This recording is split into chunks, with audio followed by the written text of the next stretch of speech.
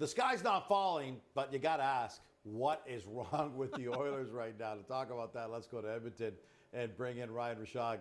Shogger, we're a couple of weeks into the season now. We keep saying they'll come around, but right now the Oil, bottom 3 in the Western Conference, bottom 4 in the entire NHL.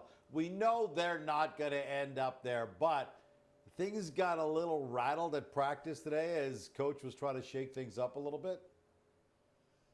Well, yeah, and I don't want to overstate this, Gino. I think better practice habits. I mean, it's something that Connor McDavid mentioned last week, right? Feeling that, frankly, they could be better there as well. And practice time, I mean, it's few and far between. So definitely a high-tempo practice from Chris Knobloch today. It looked like they introduced some different drills that maybe they hadn't done before. I think the players were taking a little bit of time to get used to it. The execution wasn't as high as maybe they would have liked.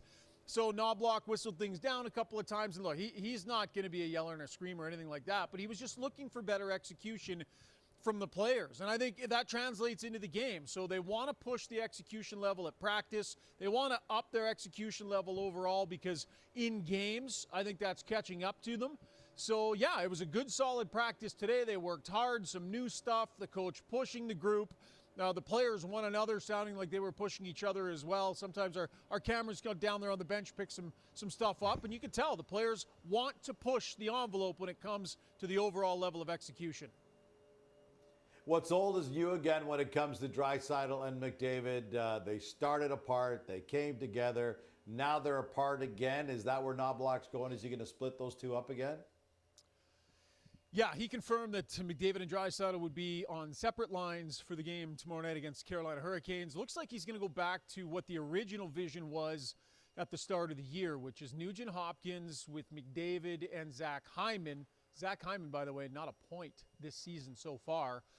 Jeff Skinner, who has been one of the best Oiler forwards here through the first number of games, with Leon Draisaitl and Victor Arvidsson over on the other side. So he's taking the nuclear option and putting it back on the shelf, unpressing the button here.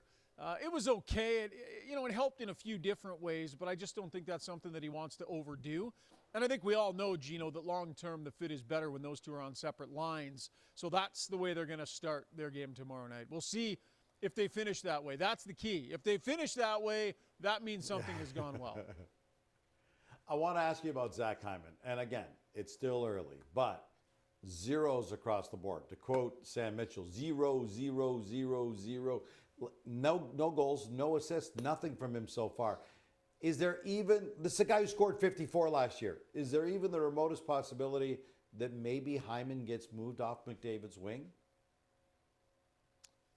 I mean, sure, yeah, there is. All options have to be on the table. So where Zack Hyman is concerned, when players aren't producing, the question that I ask is, okay, if you're not producing, what are you doing? Right? What are you doing to try and dig yourself out? What are you doing to try and find that production?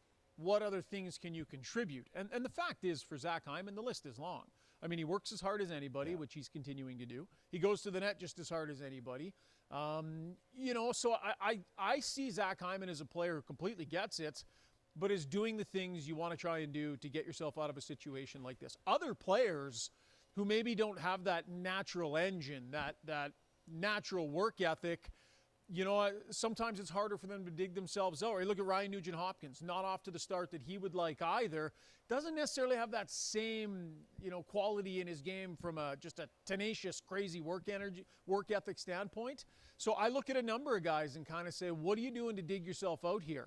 And I think I see Zack Hyman doing those things, and I think probably a little bit more could be expected from, some of the other guys, Nugent Hopkins, and quite frankly, the big guns as well, who are not producing, Gino, at the level that we're used to seeing. The power play is just the start of that, but really at even strength. And they're giving stuff up at the other end as well. So I think big guys, the point producers, all can definitely continue to do some looking in the mirror here. They can all be better in a bunch of ways. I get the fact that sometimes even the best player in the game, Connor McDavid, is going to struggle 5-on-5. I get that. I understand that. Sometimes it's just not going to go in. I don't get the power play, though, Ryan. This is the third worst power play in the league. 6%. Like, I don't understand how that can happen given the amount of talent they have on that power play. Are we going to see any changes, or do they just keep working and saying, we're just too good to be 6%, and we're going to come around. Yeah, the second one. I think that's what you're going to see. So Chris Knobloch, actually, he was asked about the power play after the Dallas game. They're 1 for 15. He was asked about it, and he said, yeah, it might be time to start looking to change some things up.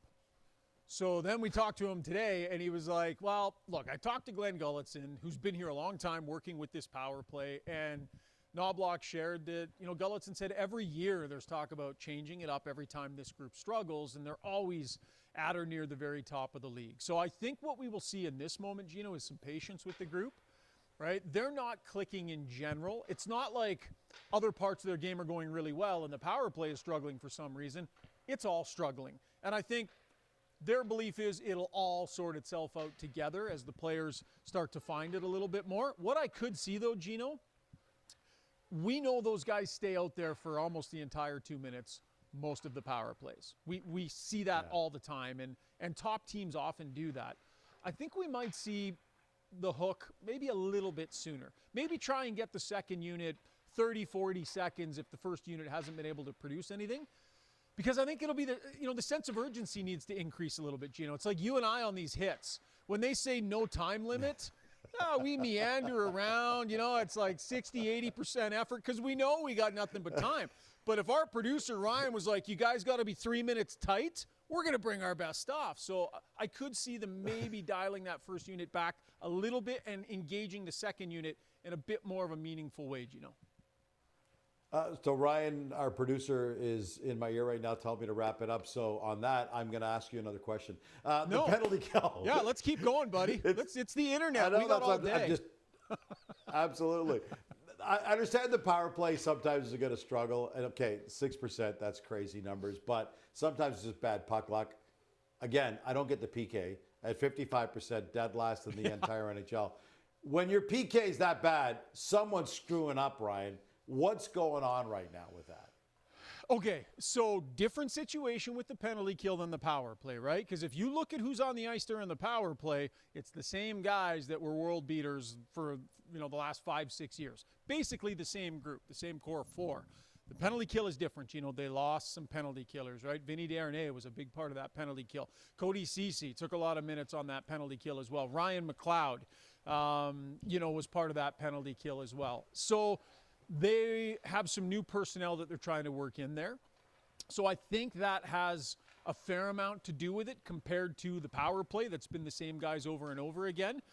But if you recall, Gino, their penalty kill was the spine of their game late in the season and into the playoffs. Yeah. It was the single best element of their game, which is nuts to say about the Oilers, but that's what they were able to accomplish. So imagine both special teams have cratered at the same time to start the year. It's not going to stay this way, but they definitely got to get to work on it.